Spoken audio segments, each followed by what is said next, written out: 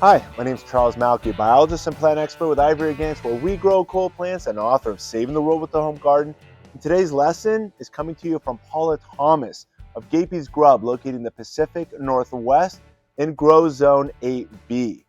Paula is a blogger, photographer, and a homesteader, and by following her growing journey, in addition to gardening, you're going to learn about beekeeping, raising chickens, cooking, and fermenting. Today's lesson is all about fertilizing, specifically using the Ivory Organics all-purpose fertilizers, which give your plants all 6 plant macronutrients. When I teach in person at clubs and nurseries, I always ask what is the most important time for feeding your plants, and 90+% of people will say it's either March or April, when the most important time, and we've shared this chart here at the Ivory Organics YouTube channel over the years, is May. May is the most important time to organically feed your plants so that by the time those elements are broken down, they're readily available to your plants by June. June is when the light hours are their maximum time of the year. Plants' metabolism is peaking, growing, fruiting, and so forth. And that is why May is the most important time for feeding your plants. The second most important time for feeding your plants is in the spring. So for us here in the warmer climates, such as Los Angeles, it might be February or March or April, depending on where you are in the country, where you'll apply about half the recommended dose of the fertilizer. And then the second most important time is the fall. And here we are now in August, and this is an important time of the year for correcting nutritional deficiencies. Today's lesson specifically talks about foliar feeding, and foliar feeding is a way to quickly get all of the macronutrients into your plants, correcting nutritional deficiencies so that come spring, your plants will rebound with maximum blooms, maximum fruit set, and optimal growth and health. You can continue to foliar feed your evergreen plants such as your citrus, mangoes, papayas, passion fruit, bananas, and other year-round green plants such as also your camellias, gardenias, and so much more. By foliar feeding, you're going to make sure that you get the healthiest plants come spring. Without any further ado, I hope you enjoy this lesson. Hello, my name is Paula from Gapey's Grub and Garden here in the Pacific Northwest, Gardening Zone 8B. And I've been using the Ivory Organics all-purpose fertilizer for several years. And I just want to thank Ivory Organics for giving me the opportunity to share how I like to use this fertilizer in both my grow room and out in my garden. So at the beginning of the season, when I'm starting my vegetable garden, I like to add a little bit of the fertilizer to my Pro Mix potting soil, which doesn't have a lot of fertilizer. So that just gives the plants a really good start. And then secondly, I like to use the fertilizer in my transplanting hole for mainly tomatoes and peppers, but I'll also use it in some of the other vegetables as well. I want to talk a little bit more about how I like to use it as a foliar feed on specifically my fig trees, but I like to use any leftover on other parts of the garden as well. So I mentioned Ivy Organic is an all-purpose fertilizer. It's got a 3-3-3 ratio of nitrogen, phosphorus, and potassium.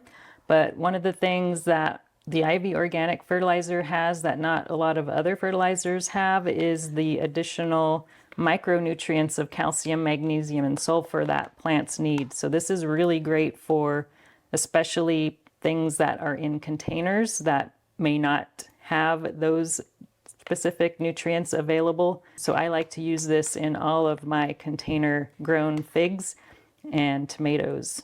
So what we're going to do is have a bucket of water here. This is a 2-gallon container of water, but only filled about halfway. So there's a gallon of water. And I like to use these tea filter bags. These are biodegradable filter bags, and we're going to use this to put our fertilizer in so it doesn't get mixed up in the water and we don't have to bother with straining it afterwards. So we're going to put 1 tablespoon of the all-purpose fertilizer in this tea bag. And there are instructions on the back of the container or package, specific instructions on how you can make your own tea or foliar spray. I have some little clips here, or kind of big clips, that I'm going to use to keep that closed so we don't have any fertilizer escape. I'm also going to attach a string to our bag here so it doesn't get displaced. And we'll just hang that from the side there. And I'm going to actually wrap it to the side here so it doesn't fall. And one optional thing you can do is use an aerator, and I think that really helps to get everything all mixed together. I've got an air stone here. This is an aquarium aerator. So I've attached these 2 tubes into this controller here, and this is just left over from when I had an aquarium, but you could do 4 different tubes to 4 different places, but we're only gonna attach one tube to this. So we're gonna attach it to this first one here. That's where all the air is coming out of. I got a lid here that I use for fermentation that has a convenient little hole in the top. So we're gonna stick the tube into the hole, and then we'll have our aerator, or air stone, will go on the bottom, and then this will go on top. Now you don't need anything quite this fancy. You don't even need a lid really. The lid is just to prevent a lot of splashing because we don't want to make a mess. All right, next thing we need to do is just turn the air on. Here's a look at our air stone. It's actually on the lowest setting. This one has a control where you could make it go higher. So that is on full blast. So you can see lots of bubbles in there. So I think we're gonna put it probably around medium. We'll just let this go for 24 to 48 hours, and then we'll be ready to spray this on our figs. Our compost has been going for a couple days now, so it is ready to spray on our plants. You can see the color is really darkened up quite a bit. I'm going to be using a backpack sprayer today because that's just what I have. You can also use a pump sprayer or even just a spray bottle. I'm going to pour all of this into our sprayer.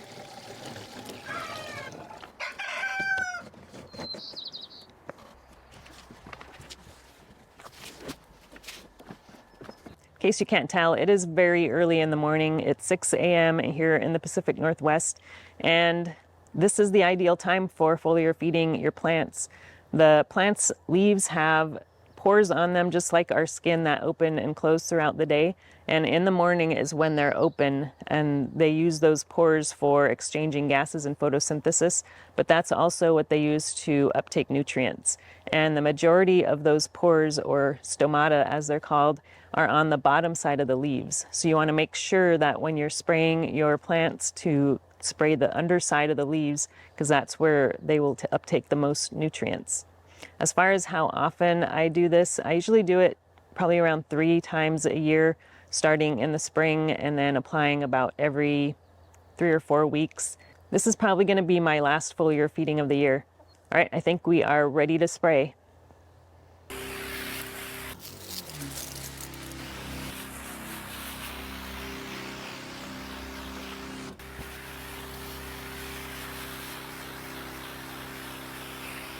I primarily do this foliar feeding on my fig trees, but I do a lot of times have a little bit left over, and the garden can definitely benefit from the foliar feeding as well. So we're going to use our leftover fertilizer on the peppers that we have growing in the greenhouse.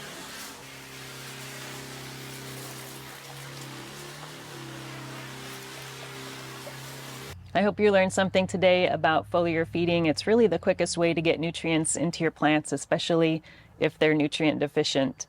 Again, I'm Paula from Gapey's Grub and Garden here in the Pacific Northwest in Western Washington, Zone 8B. You can find me over on Instagram at Gapey, where I post stories on a daily basis, or on YouTube, where I post videos weekly. And I usually post content from the garden or my beehives. I've got 6 beehives currently, and they're bringing in loads of honey right now.